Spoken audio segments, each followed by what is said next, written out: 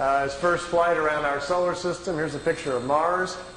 By the way, this is not a professional tape. As you can see, these pictures are in a picture album, and I've just got my camcorder out, and Wendell and I are flipping through the pictures. So this is not a produced tape for you to look at. So it'll probably never be on the market, but at least you get a chance to see some of these pictures. This is Mars just from a different direction with the sun very bright on it. Now, here is Mars, but here's one of these satellites. It's in orbit around Mars, made on Earth, unannounced, and is in orbit. This is the spring of 1976, and this device is in orbit around Mars. I don't know exactly who made it or who put it up there. Here's another one. This is Mars again, and here's the light panels, solar panels, and the satellite equipment in orbit around Mars again. This is a different one. This is a dust storm on Mars. Billy wanted to get close and try to take pictures of artifacts. You've all heard about some of the Sidonoplasma on Mars, about the face on Mars that Richard Hoagland and other people have been looking into. Billy published a paper back in the 70s talking about that. There was a race of people who lived on Mars.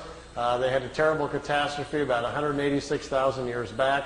At the time, there was about 40 million people killed on Mars, and they're all gone now, of course. So there were societies there, and we will find quite a few remains of their civilization once we get up there. Here he's on board one of their large motherships. This is the side or the edge of a saucer that was parked inside as he was walking by it. Here's Jupiter. Here's the mothership in orbit. They're flying into it to go aboard. It was 17 miles high and about 10 miles in diameter. He spent 3 days on it. They went to different places in our galaxy to show him around. This was the craft that was right in front of him as they were flying into it. He took a picture of that one.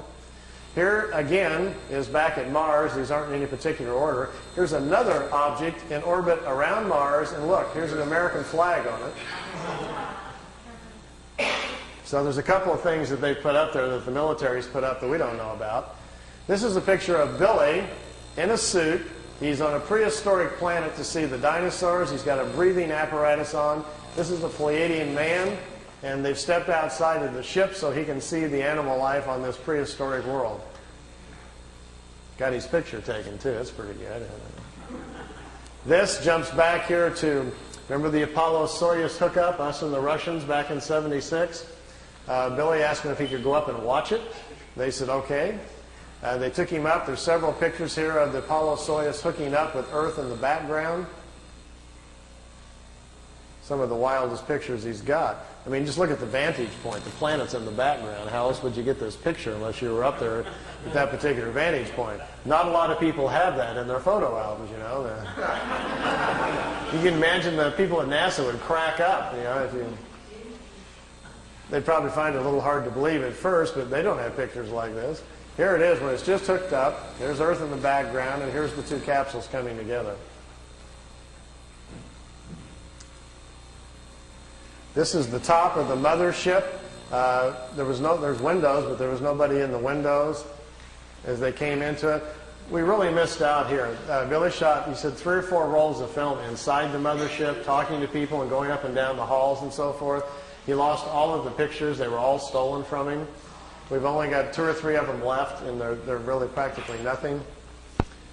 This is a prehistoric Earth. They're back in time. That's Earth in the background. That's a moon in front of Earth, and he's looking over the surface of another moon.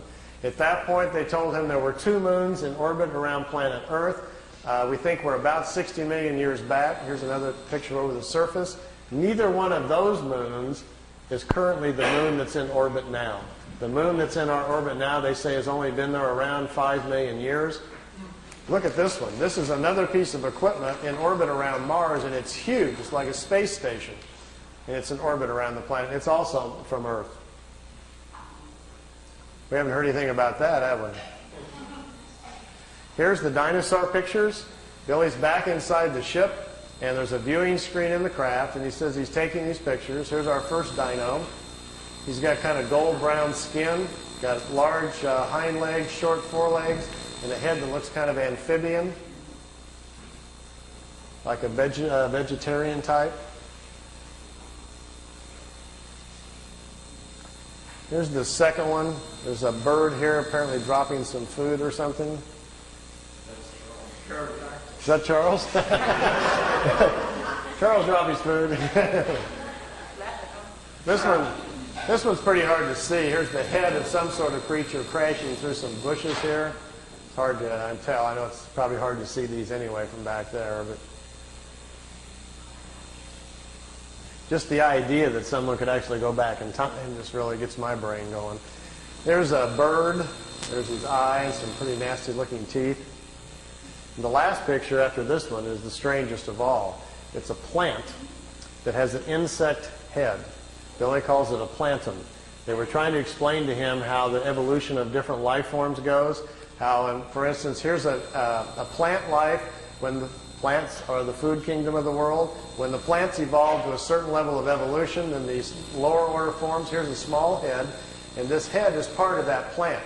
There's these two little eyes. It's an insect, the beginning of insect life on the planet when the food kingdom has evolved high enough. There are 7 different stages, they say, of spiritual energies or creational energies on a planet that create the many different kinds of life forms. There's a transition from one kind to the next. Ours is the 7th or the last one. We have to wait until the animal kingdom has raised the evolution of the body material high enough so our cycles can start.